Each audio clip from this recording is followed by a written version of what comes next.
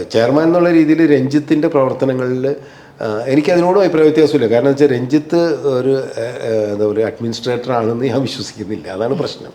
കാരണം വെച്ചാൽ രഞ്ജിത്ത് വളരെ സ്വതന്ത്രമായിട്ട് സിനിമകൾ ചെയ്യും, സ്വതന്ത്രമായും ചിന്തിക്കുകയും ചെയ്യുന്ന ഒരു കലാകാരനാണ്. നമ്മളൊരു അഡ്മിനിസ്ട്രേഷൻ ലെവലിൽ നിന്നുകൊണ്ടിരിക്കുമ്പോൾ നമുക്കൊരു ഫ്രെയിം വർക്കിൻ്റെ അകത്ത് നിന്നുകൊണ്ട് സംസാരിക്കാനോ പ്രവർത്തിക്കാനോ ഒക്കെ പറ്റുള്ളൂ. അതിൽ ചിലയിടത്ത് ഒരു പരിമിതികൾ രഞ്ജിത്തിന് ഉണ്ടായിട്ടുണ്ടെന്നുള്ള എനിക്ക് തോന്നുന്നു. അതിനപ്പുറത്ത് രഞ്ജിത്ത് അക്കാഡമി മോശമാണെന്ന് വെച്ചിട്ട് ഒന്നും ചെയ്തിട്ടുണ്ടെന്ന് തോന്നണില്ല എനിക്ക്. ഇപ്പോൾ ചലച്ചിത്ര അക്കാദമിക്കെതിരെയും ചെയർമാനൊക്കെതിരെ ഇപ്പോൾ കഴിഞ്ഞ ഒരു സമയത്തായിട്ട് വലിയ വിമർശനങ്ങൾ വന്നിട്ടുണ്ട്. അപ്പോൾ അതിൽ വ്യക്തിപരമായിട്ടുള്ള വിമർശനങ്ങളുണ്ട്. അതേ സമയം തന്നെ ഈ അക്കാദമിക്കെതിരെയും കഴിഞ്ഞ വർഷങ്ങളിലും ഒക്കെ ഈ ഫെസ്റ്റിവൽസുമായിട്ട് ബന്ധപ്പെട്ടിട്ട് തിരഞ്ഞെടുക്കുന്ന പടങ്ങൾ, ഒഴിവാക്കുന്ന പടങ്ങൾ, കാണാതെ ചില സിനിമകൾ ഒഴിവാക്കുന്നു, അങ്ങനത്തെ ഒരുപാട് ആരോപണങ്ങൾ വരുന്നുണ്ട്, വിമർശനങ്ങൾ വരുന്നുണ്ട്. അതിനൊക്കെ നിരീക്ഷിക്കാറുണ്ടോ? എന്താണ് ഇപ്പം ചലച്ചിത്ര അക്കാദമിക്ക് എതിരെ വരുന്ന വിമർശനങ്ങൾ എന്നൊക്കെ, അല്ലെങ്കിൽ എന്തെങ്കിലും ഒരു നവീകരിക്കേണ്ടതുണ്ട് ചലച്ചിത്ര അക്കാദമി സ്വയം, അങ്ങനെ കരുതാറുണ്ടോ? അതിനെന്താ അറിയോ, ഇതിപ്പോൾ ഈ മുഴുവൻ സിനിമ കാണുന്നില്ല അല്ലെങ്കിൽ നല്ല സിനിമ ഒഴിവാക്കി എന്നുള്ള ആരോപണം ഞാനിരിക്കുമ്പോഴും അതിനു മുമ്പുള്ളവർക്ക് ഇരിക്കുമ്പോഴൊക്കെ ഉണ്ടായിട്ടുണ്ട്. അത് ഞാനതിനെ കാണുന്നതെന്ന് വെച്ച് കഴിഞ്ഞാൽ കുറേ പേരെങ്കിലും എൻ്റെ സിനിമ സെലക്ട് ചെയ്തില്ല, അത് എൻ്റെ സിനിമ അവർ കാണാത്തതുകൊണ്ടാണെന്ന് ധരിക്കുന്നതുകൊണ്ടാണ്. ഇപ്പം ഈ വിമർശനം ഞാനും കേട്ടിട്ടുള്ളതാണ്. പക്ഷെ അങ്ങനെ ഇപ്പോഴും ഉണ്ടെന്ന് ഞാൻ വിശ്വസിക്കുന്നില്ല. കാരണം സിനിമ കാണാതിരിക്കുന്നുണ്ടാവില്ല, പൂർണ്ണമായിട്ട് കാണുക തന്നെ ചെയ്യും. അതായത് നമ്മളിപ്പോൾ ഫിലിം അവാർഡിന് വരുന്ന സിനിമകളും IFFKയിൽ സെലക്ഷൻ വരുന്ന സിനിമകളും അത് തമ്മിലൊരു വ്യത്യാസം എന്താ വെച്ച് കഴിഞ്ഞാൽ, ഇതിൽ പ്രധാനമായിട്ട് അവാർഡ് വരുമ്പോഴും ഫുള്ളായിട്ട് നമ്മൾ സിനിമകൾ കാണും, എപ്പോഴും കാണും. ഈ കഴിഞ്ഞ വർഷം ഫുള്ളായിട്ട് കണ്ടിട്ടുണ്ട്, കാണാതൊന്നും ഇരുന്നിട്ടില്ല.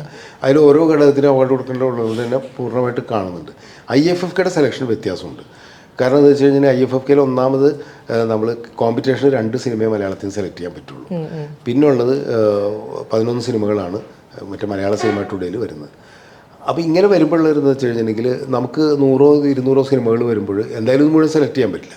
ഒരു സിനിമ ഒരു 15-20 മിനിറ്റ് കഴിഞ്ഞിട്ടുണ്ടെങ്കിൽ ഒരു ഫെസ്റ്റിവലിന് അത് എൻട്രി കിട്ടാൻ ഉള്ളൊരു യോഗ്യത ഉള്ളൊരു ക്രാഫ്റ്റ് അതിലുണ്ടോ എന്നുള്ളത് തിരിച്ചറിയാൻ പറ്റുന്ന ആൾക്കാരാണ് IFFKയിൽ സെലക്ഷൻ കമ്മിറ്റിയിൽ ഉണ്ടാവുന്നത്. അപ്പോൾ എന്ത് പറ്റുമെന്ന് വെച്ച് കഴിഞ്ഞാൽ പൂർണ്ണമായിട്ട് കാണും, പക്ഷേ അത് വെച്ചാൽ ചിലപ്പോൾ ഫാസ്റ്റ് ഫോർവേഡ് അടിക്കും. ഇങ്ങനെയാണ് കാണുന്നത്. കാരണം അതിലെന്തെങ്കിലും പുതിയതായിട്ട് പറയാനുണ്ടോ കണ്ടന്റ്, അത് കണ്ടാൽ മനസ്സിലാവും. 10 മിനിറ്റ് ഫാസ്റ്റ് ഫോർവേഡ് അടിച്ചാലും അതിലെന്താണ് പറയുന്ന വിഷയം എന്നുള്ളതാണ് പലപ്പോഴും. ഇതുകൊണ്ടാണ് വിമിയോ ലിങ്കാണ് അയക്കുന്നത്. അപ്പോൾ ഈ വിമിയോ ലിങ്കിൽ അയക്കുമ്പോൾ ഇത് മുഴുവൻ കണ്ടിട്ടില്ല എന്ന് പറഞ്ഞിട്ടാണ് ഇപ്പോഴും പ്രൊഡ്യൂസർമാരോ അല്ലെങ്കിൽ ഡയറക്ടറോ പരാതി പറയുന്നത്. പക്ഷെ അത് ശരിയല്ല. എൻ്റെ ഒരു അനുഭവം ഞാൻ പറയും, ഇപ്പോഴും അങ്ങനെ തന്നെയാണ്. അതൊരു പരാതി തന്നെയാണ്, അല്ലെങ്കിൽ ഒരു ആരോപണമാണ്. അത് ശരിയാണെന്ന് എനിക്ക് തോന്നുന്നില്ല. അക്കാഡമിയുടെ പ്രവർത്തനത്തിൽ എന്തെങ്കിലും തരാറുണ്ടെന്ന് ഞാൻ വിശ്വസിക്കുന്നില്ല. ഇപ്പോഴും കഴിഞ്ഞ വർഷവും അങ്ങനെ ഒന്നും ഉണ്ടായിട്ടേ ഇല്ല. കാരണം അത് വളരെ നല്ല ഡെഡിക്കേറ്റഡ് ആയിട്ടുള്ള കുറേ ആൾക്കാർ ഇതിൻ്റെ അകത്ത് പ്രവർത്തിക്കുന്നുണ്ട്.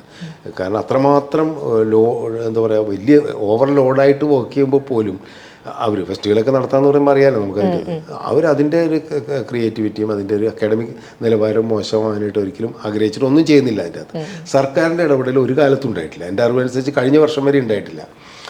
പിന്നെ ചെയർമാൻ എന്നുള്ള രീതിയിൽ രഞ്ജിത്തിൻ്റെ പ്രവർത്തനങ്ങളിൽ എനിക്കതിനോടും അഭിപ്രായ വ്യത്യാസമില്ല. കാരണം വെച്ചാൽ രഞ്ജിത്ത് ഒരു എന്താ പറയുക അഡ്മിനിസ്ട്രേറ്റർ ആണെന്ന് ഞാൻ വിശ്വസിക്കുന്നില്ല. അതാണ് പ്രശ്നം. കാരണം വെച്ചാൽ രഞ്ജിത്ത് വളരെ സ്വതന്ത്രമായിട്ട് സിനിമകൾ ചെയ്യും, സ്വതന്ത്രമായും ചിന്തിക്കുകയും ചെയ്യുന്ന ഒരു കലാകാരനാണ്. അപ്പോൾ ആ കലാകാരൻ്റേതായ എന്താ ചില ഔട്ട്ബേസ്റ്റുകൾ ഉണ്ടാവാം, ചില രീതിയിലുള്ള ചില അഭിപ്രായ പ്രകടനങ്ങൾ നമ്മളൊരു അഡ്മിനിസ്ട്രേഷൻ ലെവലിൽ നിന്നുകൊണ്ടിരിക്കുമ്പോൾ നമുക്കൊരു ഫ്രെയിം വർക്കിൻ്റെ അകത്ത് നിന്നുകൊണ്ട് സംസാരിക്കാനോ പ്രവർത്തിക്കാനോ ഒക്കെ പറ്റുള്ളൂ. അതിൽ ചിലയിടത്ത് ഒരു പരിമിതികൾ രഞ്ജിത്തിന് ഉണ്ടായിട്ടുണ്ടെന്നുള്ള എനിക്ക് തോന്നുന്നു. അതിനപ്പുറത്ത് രഞ്ജിത്ത് അക്കാഡമി മോശമാണെന്ന് വെച്ചിട്ട് ഒന്നും ചെയ്തിട്ടുണ്ടെന്ന് തോന്നണില്ല എനിക്ക്. പിന്നെ അസാന്നിധ്യം രഞ്ജിത്തിൻ്റെ പലപ്പോഴും അവിടെ ഉണ്ടാവാറുണ്ട്.